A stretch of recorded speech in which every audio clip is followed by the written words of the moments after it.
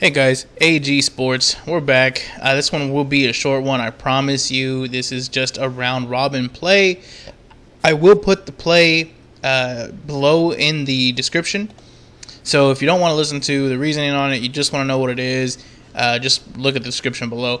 Secondly, though, if you do not know what a round robin is, I want to go over that as well, because this may be something you want to use later on in the season. I typically don't do very many of these. I do like to take one the first week of the season because I feel like that's where my best edge is at. And it's a relatively small bet. And for one small bet, if it hits, usually it's going to pay for a good chunk of the year. So I'll go over it with you. Before we go into that, if you haven't already, please like and subscribe below. Comment any teams that you see or that you have been eyeballing for week 1 or even week 2 if you're looking ahead already, guys. As we're getting closer to the season, we're now 2 weeks away from the actual, regular season starting. I am very curious to see what takes are out there, who likes what teams for week 1.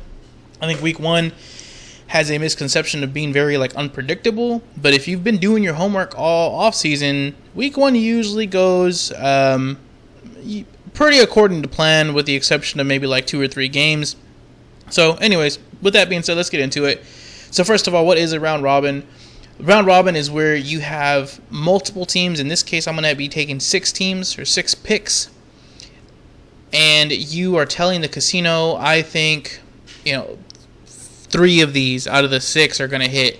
Or 4 of these or 5 of these out of the 6 are going to hit. So if you're familiar with horse racing, think of like an exacta. So they don't all have to hit. They don't all have to come in it's not like, oh, well, the one for sure has to hit and the other ones, it doesn't matter. It doesn't really matter. Whatever you tell them, if you say, I think three of these 6 are going to hit, all you need is 3 of them to win. And if that's the case, you win some money out of it. Now, pros and cons to this. Why would you do it? So one, as far as why am I doing it for week 1, like I said, I feel like I have the biggest edge. I feel like there's a lot of things working in my favor, trends and teams and research that I've done that maybe the general public doesn't have or is not aware of. Secondly, though, it gives me a kind of the best of both worlds, because doing a straight parlay is maybe less expensive, but obviously you have to hit all of your picks to make it pay out. And with a parlay, you may only want to do a 2 or 3 team parlay to kind of guarantee that you're, have a decent shot at hitting it. But if you do a 3 team parlay, the payout is nowhere near as good. Secondly, you might want to think about doing a teaser, because you're getting the points in your favor, and then basically all of these you would be crossing key numbers, but a teaser is going to not pay nearly as well as a parlay would. So this gives you kind of the advantage of you don't have to hit all of them like you would in a parlay, but you don't get the points that you get with a teaser. However, you get, again, kind of multiple shots at these things, and a lot of these numbers are not going to need teasers anyways. So that's what a round robin is. My particular play here is going to be 6 parlays of 5 teams, meaning that I think 5 of these are going to hit. Doesn't matter which 5. And I have 6 picks. So if any 5 of these picks win, then I win. Now, if it's only one parlay that wins, meaning that only 5 win, the payout is $255. Really, it's $260 because one of the lines changed just before I submitted this. So it's a $260 payout. If you are betting $10 per parlay, it's 6 parlays, remember, so it comes out to $60. So if 5 of these teams win and only 5 of them win, I still end up making $200, actually $260. So I end up being plus 2.6 units if you're betting $100 a unit. And as far as the risk portion of it is concerned, you're risking just a little over half a unit to make 2.6 units. So like I said, this is not an every week kind of play for me. This is not something that is a real lock or anything like that. This is just strictly I want to make a big hit early in the season while I can to hopefully pay for some of my following weeks or give me a little bit of a cushion. So let's get into the picks. I'm sorry, one last thing. If all 6 of them were to hit, then the payout is $15.60 and 72 cents. So the $15.60, obviously, if you're betting $100 a unit, then that means in week 1, even if nothing else were to hit, this was the only thing that actually paid out, you would be up 15 units, minus whatever you had bet other places. So a 15 unit hit in week 1, like I said, is pretty much going to pay for your season. And it's really the reason to do a bet like this. You want to get one big hit that's going to pay for the season or the majority of the season. Or if nothing else, it's going to give you a cushion. So maybe week 2, week 3, you can take a little bit of a risk here and there with some bigger payouts, and you don't have to worry about going into the negative. So just like in football, and really just like anything else in life, if you can start out ahead, if you can get the hottest start possible, it's going to help you later on. You want to build that bankroll very early in the season, get a big hit, and then you can work from that with a bigger, secure bankroll. So let's, like I said, get into the picks. First one is Jags and Texans under 45.5, and that one, that's actually a play that I made almost a month and a half ago at this point. But some quick reasoning on that one. So one, the Texans are home dogs in this one, and if you haven't heard from my other videos, which I'm sure there's been plenty of them out there where I mention this, week 1 home dogs are 8-30 to the under, meaning that only 8 times have they gone over the total, and 30 times they have gone under the total. So there's a pretty big trend here saying that these home dogs are going to stay under the total. Roughly that works out to about 78-79% of the time, excuse me, these home dogs will stay under the total. Secondly, though, there is a key number involved, which is 44. So, again, something else I've mentioned in plenty of videos. Key numbers for totals, very important, guys. It is 44, 47, and 51. If you aren't familiar with key numbers, there's a video that explains it all. Go back and find it on the channel. I really implore you to do that, especially if you're going to be long-term gambling and you're not just somebody who's going to be pitching money in every once in a while. Go watch that. It is very important that you understand your key numbers. But in this case, all of the totals I'm taking here are going to have key number except for one, and we'll get to that in a second. So Jags and Texans under 45.5. So we have a 1.5 over our key number. We have the home dog trend going in our favor. And then just stylistically, we have the Texans, who I'm really not expecting much, if anything, out of their offense. Tyrod Taylor is a true game manager in the sense that he's not going to really win you any games, but he shouldn't really lose you any either. So I don't think we're going to see a whole lot out of him. We don't usually see him stretching the field too much. At least we haven't since he was back with Buffalo. And in an offense where the only guy you have is really Brandon Cooks and everybody else is just kind of, somebody off the street, I don't see him doing very well as far as passing the ball. And their running game, obviously with guys like Mark Ingram, Phillip Lindsay, Duke Johnson, not real studs back there either with a weak offensive line. I don't see them putting up many points. On the flip side, though, the Jaguars, while they maybe have better talent on the field with guys like a Marvin Jones and Trevor Lawrence and DJ Chark, I don't see them putting up a lot of points either. It is the rookie quarterback's first NFL game ever. We have Urban Meyer, first-time head coach. And they just suffered the loss of Travis Etienne, which who knows how much they were planning on him being in the game to begin with, but it doesn't help any. So for those reasons, I really see this game staying pretty low. It's probably going to be like a 17-10, 17-14 kind of game, and should be able to get this one under the total. Next is Chargers at Washington. Both of these teams, while they do have good players and they are good teams, both, they really stylistically play a slower type of game. So Washington, they really love to run the ball on first downs. That goes back to last year, and they just kind of solidified that with preseason. And again, I know it's preseason, so it doesn't mean it's always going to stay that way the whole year. But they run the ball on first down. And so a lot of people mentioned heavy, run sets, or that the team is run heavy. I don't necessarily buy into that anymore because the NFL is a very pass-heavy team or pass-heavy league. So you're going to need to pass the ball eventually. But I think that it's more cumbersome to have a team that runs at the inopportune time. So when you have a team like Washington who wants to run on first down and set up a really long second down and possibly a very long third down, you're not really putting yourself in the best situation to continually pick up first downs, move the chains, and eventually score. Secondly, though, Washington's defense is amazing. I know you've heard of them. Guys like Chase Young, they're just going to get after the quarterback. They're going to put a lot of pressure on the Chargers. They're going to put a lot of pressure on Herbert. And while I think Herbert can, make some plays and he's a great quarterback, I don't think he's going to have an explosive game against Washington. I don't think most teams are going to have a very explosive games against Washington. As far as the Chargers are concerned, they do have a head coach who has been quoted saying he wants to be the best pass game in the NFL. Now, I don't know if I can take that at face value or not. Previously with Anthony Lynn, obviously their offense was very slow, a lot of very heavy run sets.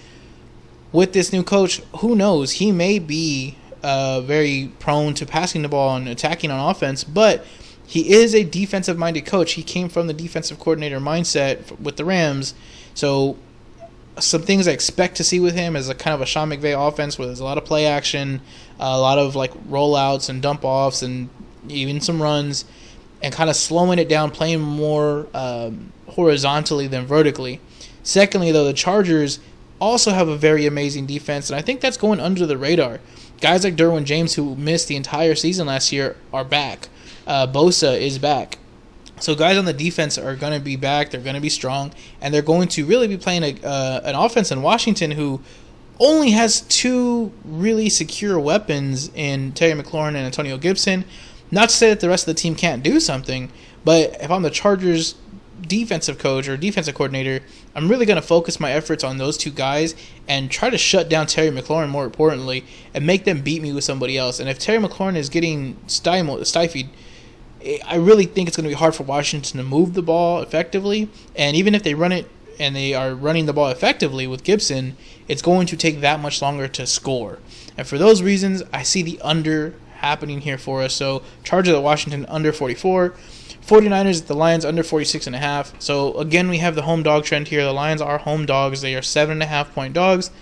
We have the 49ers coming in. Now, realistically, I do see one downside to this play here, and that is that the 49ers come out and just have an explosive game. And if they were to do that, I could see them putting up like almost 40 points by themselves. And that is a risk we're taking with this one. When you have guys like Deebo Samuel and Brandon Ayuk and George Kittle who can just move the ball and they can get down the field so quickly, that is something we need to be very aware of. On the other side, though, and the reason I actually took this play, the 49ers, if they do run Jimmy Garoppolo out there, he's not a super aggressive quarterback. So he's not somebody that I think is going to be trying to hit like 40-yard bombs with Brandon Ayuk, every other play.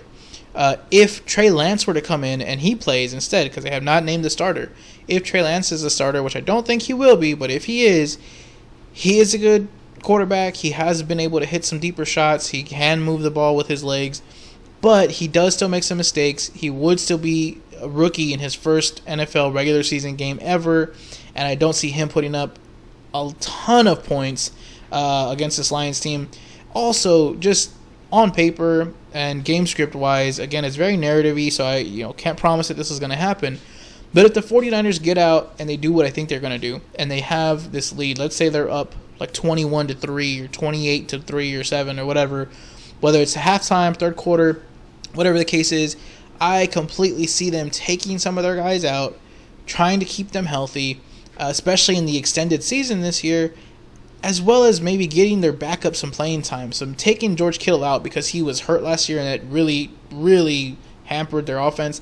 Taking him out as soon as the win is secure, taking out Garoppolo, putting in Trey Lance to get him some reps in real game situations, things like that, where they're going to be more experimenting if they get that lead. And for that reason, I don't think that they will have this huge explosive game. Secondly, though, I think that Shanahan's going to really try to keep everything close to the vest. So if he's up, like I said, let's say 21-7 even, where it's maybe not a blowout, but it's not huge, I don't see him going out there and pulling out every trick, from his playbook, because he's going to have to maybe save some of that for future games. Also for games where he's playing divisional opponents who are going to be a lot tougher, like the Rams and the Seahawks, and he doesn't want to waste those maybe surprises on the Lions. Lions on the other side, we've gone over this. You're already aware of this. On paper, at least, they don't look like they're going to have anything great. Their offensive coordinator is Anthony Lynn. That guy is god-awful. I mean, he loves running. He just loves running every chance he gets. I realize he was a running back, but, dude, you have to pass, man. Like, he killed the Chargers single-handedly last year. by not letting Herbert pass the ball, by trying to start Tyrod Taylor in front of Herbert. He's just not a good coach, doesn't make good decisions. Maybe he's a great running back. Maybe he can, pull a Forrest Gump and run from here to Minnesota or whatever. But the offense is not going to be very efficient. And for that reason, I don't see them scoring a lot of points. Even if he were hypothetically to say, okay, I want to pass the ball more now. Maybe I've kind of seen the light. Who's he going to pass to?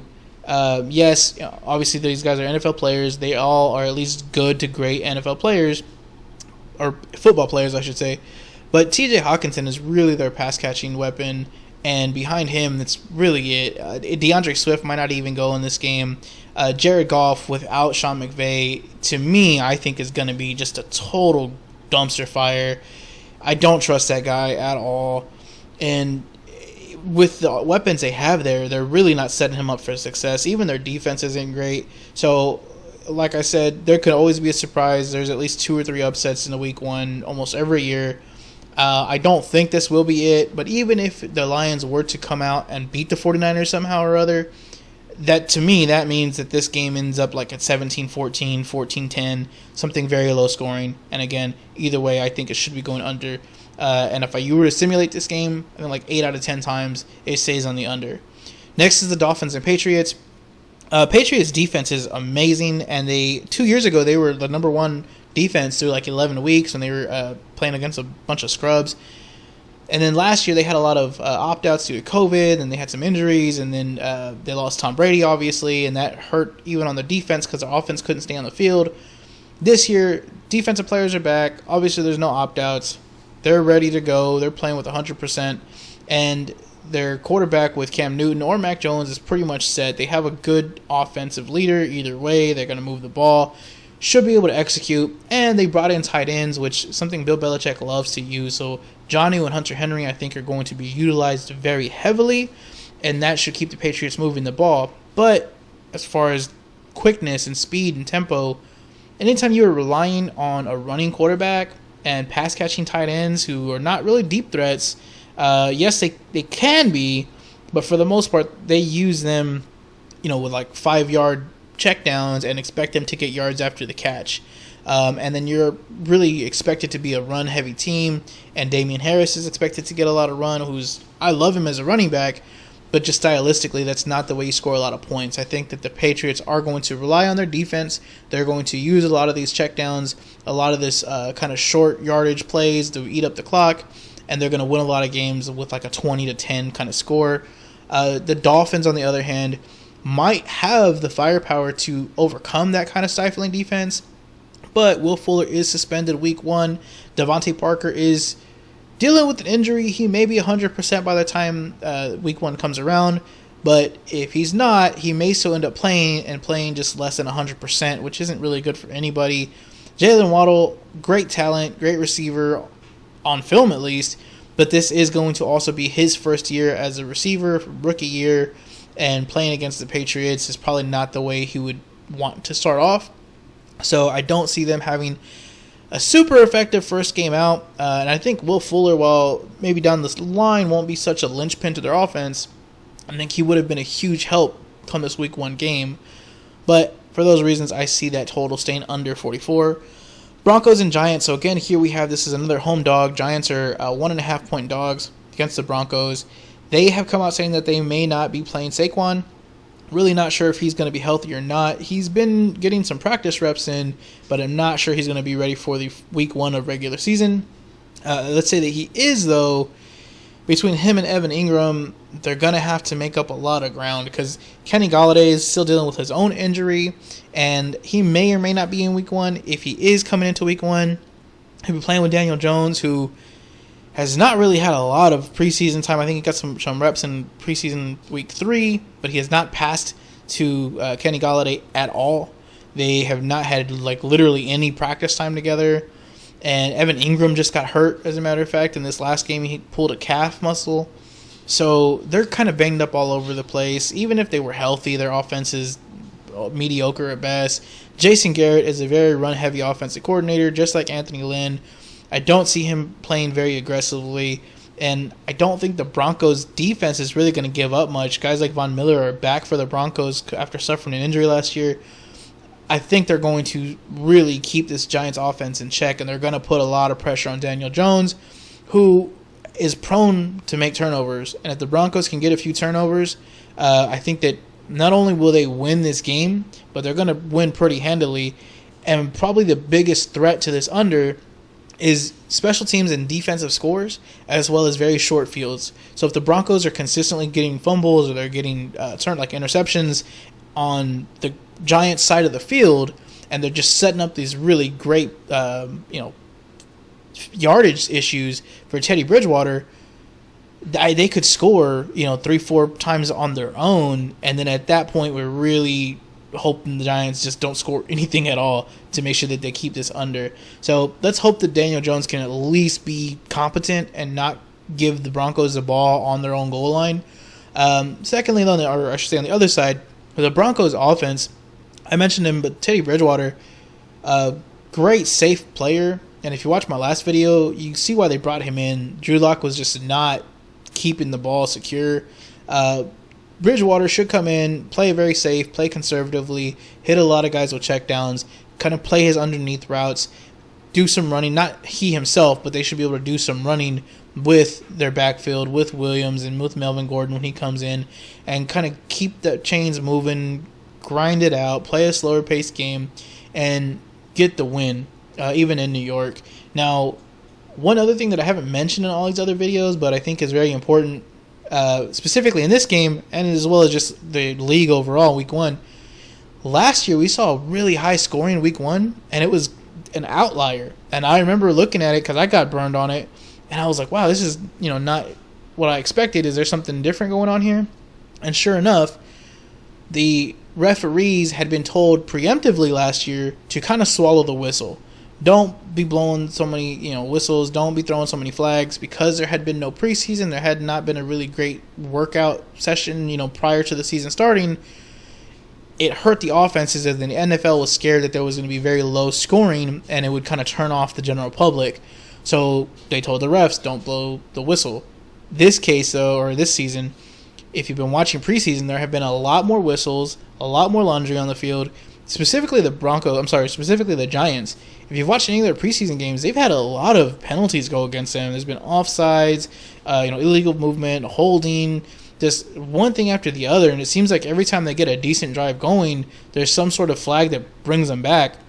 And while this may be kind of a fluke or an outlier, it doesn't bode well. It seems to me like there's either a coaching deficiency there, or maybe the players themselves are just getting beat and it's causing them to have to either jump early or hold or something. So there's something there that's causing these flags to come out more often than usual. And for that reason, I don't see them doing a lot of scoring. They're going to keep shooting themselves in the foot, and under 42 is looking really nice. But those flags, I think, are going to be a league-wide issue week one. You're going to see more flags than you did last year week one, and that itself is going to bring the scores down. It's going to stop drives. It's going to turn touchdowns into field goals. It's going to turn first down conversions into 4th and 1. So you're going to see this come up a lot week one, and that's a big reason to me as to why I'm taking these unders. Lastly, though, we have the Ravens at the Raiders under 51.5. This is actually the Monday night game, and so it was sitting at 51 for a very long time, and it got bumped up to 51.5, which means that there's some people taking the over on this. I don't hate that play. As far as the over is concerned, I think that this is probably, if I had to pick one of these games that I'm going to lose, and I had to pick the one that was going to kind of lose it for me, it would probably be this Ravens game. And the Raiders are actually 20th ranked rushing defense, meaning that they're not really good at stopping the rush. The Ravens obviously like running the ball. Now, they did lose J.K. Dobbins, but Gus Edwards is very competent. Lamar Jackson's still going to do what he does. They still have Mark Andrews. They're still going to be able to score the ball, or still be able to score and move the ball. The Raiders really struggle against the blitz, and the Ravens are the number one heaviest blitzing team. So I see them putting a lot of pressure on Derek Carr. And while Derek Carr has guys like Henry Ruggs and Bryan Edwards who can stretch the field and make these long plays possible, and apparently they've been doing pretty well in preseason as well as in camp, if he just doesn't have the time to let those plays develop, I don't care how good the receivers are, he's not going to be able to get the ball there. If the Ravens are constantly in his face, making him move out of the pocket, making him uncomfortable, making him throw on the run, those passes are just not going to be there. And I can see the Ravens really putting a stop to this Raiders offense before it even gets going. If they have to rely on Josh Jacobs to kind of keep the sticks moving, it's going to slow the ball. It's going to slow the game down. But secondly, I think the Ravens are also going to be prepared for that with their linebackers. As far as the Raiders are concerned, their defense, like I said, is not really effective against the run, or it's not as effective as it should be against the run. And if the Ravens just start running the ball and they're just running at will, yeah, they're going to throw in, a couple passes, and they'll probably hit Mark Andrews a few times. But if they're just having their way on the ground, there's no reason for them to switch it up and go to being a very pass-heavy team and making Lamar Jackson put more weight on his shoulders. He can just simply run out the ball. He can give it to Gus Edwards to run the ball. He can do a lot of different items. John Harbaugh, that is, can make a lot of different plays to take advantage of that defense. And so while I think the Ravens can move the ball, if you're doing it on the ground, like I said, overarching theme we're seeing here, it's just going to take longer. Your offense is going to be slower. The tempo is going to be slower. There's less plays for both teams, meaning that it's harder to get to that 51. 51, again, is another key number. So we have the 51.5 being the key number. We're getting the full 51. So you're getting the key number. It is a home dog because the Raiders are 4.5-point dogs. And you're getting a slow-tempo game with a team that likes to run and another team that's going to be weak on the offense and defense, or just not a good matchup with their opponent. So those are the 6 teams, or the 6 picks I have. They're all unders, and the reasoning behind them. And like I said, if all 6 of these pay out, guys, whatever your unit size is, you're going to win about 15 units. If only 5 of them hit, you're going to win about 2 units, 2.6 units. So, like I said, you're risking roughly a half a unit, regardless of what your bet size is. Expect about half a unit. And if we can win one, if we can win this, expect at least 2 units profit. And then, of course, if we hit all of them, we have a huge day, and we've paid for most of the season. So hopefully you'll follow me with these guys. I look forward to a great start of the season. The preseason ended on a very high note for us, going 3-0-1 in the last 2 weeks. Hopefully we can keep that momentum going. And a lot of these plays have been locked in for a while, so make sure you get these lines before they keep moving, because they will continue to move all the way up to kickoff. Thanks again. Good luck, and appreciate you.